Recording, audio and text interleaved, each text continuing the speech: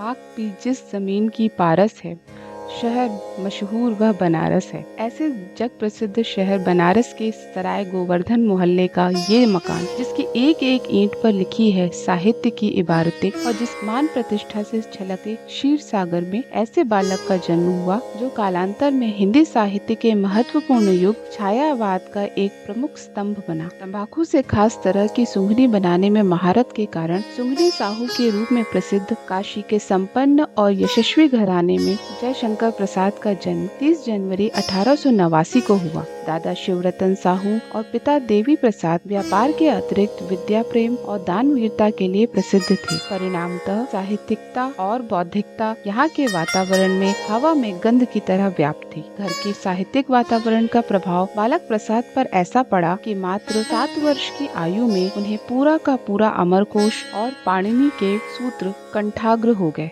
प्रकृति के विभिन्न उपादानों ने एक ओर उनके कोमल मन पर भावनाओं की गहरी रेखाएं बनाई, तो दूसरी ओर रोग, वृद्धावस्था और मृत्यु ने उनके मन में प्रश्नों के अनेकानेक भंवर जाल भी घेरे। वेदना विकल यह चेतन, जड़ का पीड़ा से नर्तन, लय सीमा में यह कंपन, अभिनयमय है परिवर्तन, चल रही यही कब से कुड़म।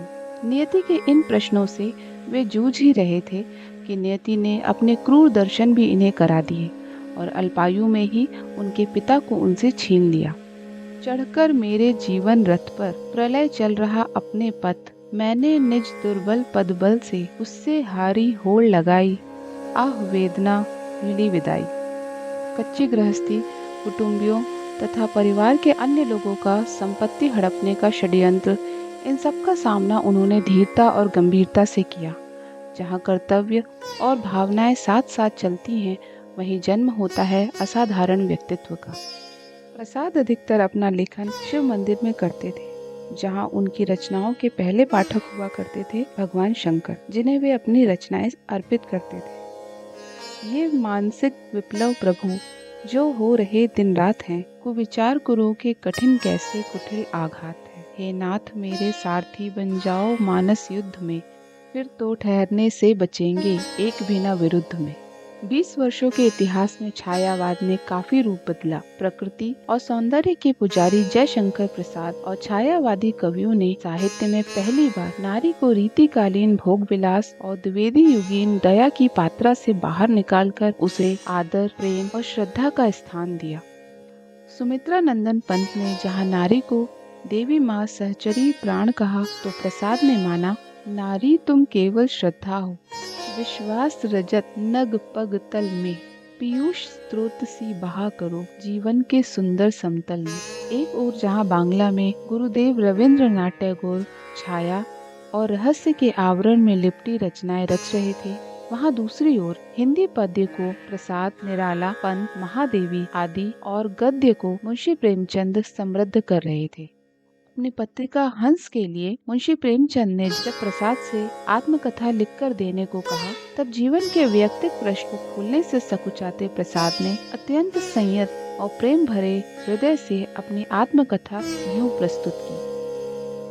जिसके अरुण कपोलों की मतवाली सुंदर छाया में अनुरागिनी उषा लेती थी निज सुहाग मधुमाया में, उसकी स्मृति पाथेय बनी है थके पथिक की पंथा की, सीवन को उधेड़ कर देखोगे क्यों मेरी कथा की। जयशंकर प्रसाद यूं कवि के रूप में अधिक प्रकाश में आए, परंतु उनके साहित्य के योगदान के 5 स्पष्ट रूप हैं: कविता, कहानी, नाटक, उपन्यास के साथ साथ गंभीर और विचारात्मक निबंध भी। इनके तीनों उपन्यास कंकाल, तितली और इरावती जहाँ सामाजिक ढोंग और कुरीतियों की कलई खोलते हैं, वहीं इतिहास की गौरव गाथा और देश प्रेम का बखान उन्होंने अजातशत्रु, स्कंदगुप्त, चंद्रगुप्त, ध्रुव स्वामिनी, राजश्री, विशाख, करुणालय जैसे नाटकों के माध्यम से किया है। चंद्रगुप्त नाटक के माध्यम से अत्यंत प्रतीकात्मक तरीके से प्रसाद ने अंग्रेजों के दमन के विरुद्ध युवकों का आह्वान किया। प्रसाद जी के मुख्य कहानी संग्रह हैं छाया, इंद्रजाल, प्रतिध्वनि, आकाशदीप और आंधी, जिनमें भावों की प्रसून और विचारों के गांभीर्य मेघ झलकते हैं। यथार्थवाद और छायावाद, रंगमंच तथा काव्य और कला जैसे निबंध संग्रहों से भी अधिक उनका कवि कर्म मुखर हुआ है, जिसने कल्पना, प्रकृति, नियति, प्रेम, नारी, रहस्य और आनंदानुभूति के इंद्रधनुषी रंग बिखेरे हैं। उनके काव्य संग्रहों में प्रमुख हैं चित्राधार, कानन कुसुम, झरना, आंसू, लहर और महाकाव्य कामायनी, जिसके माध्यम से नारी के अंतः और बाह्य दोनों ही रूपों को जयशंकर प्रसाद जागर कर महान कवि के उच्च शिखर पर विराजमान हुए। हिंदी साहित्य को नई दिशा देने वाले प्रसाद के निर्माणकर्ता तथा छायावाद के प्रवर्तक श्री जयशंकर प्रसाद जी को आज उनकी जयंती के उपलक्ष्य में राजभाषा विभाग क्षेत्रीय रेल प्रशिक्षण संस्थान भुसावल इस वीडियो के माध्यम से श्रद्धांजलि अर्पित करता है। धन्यवाद।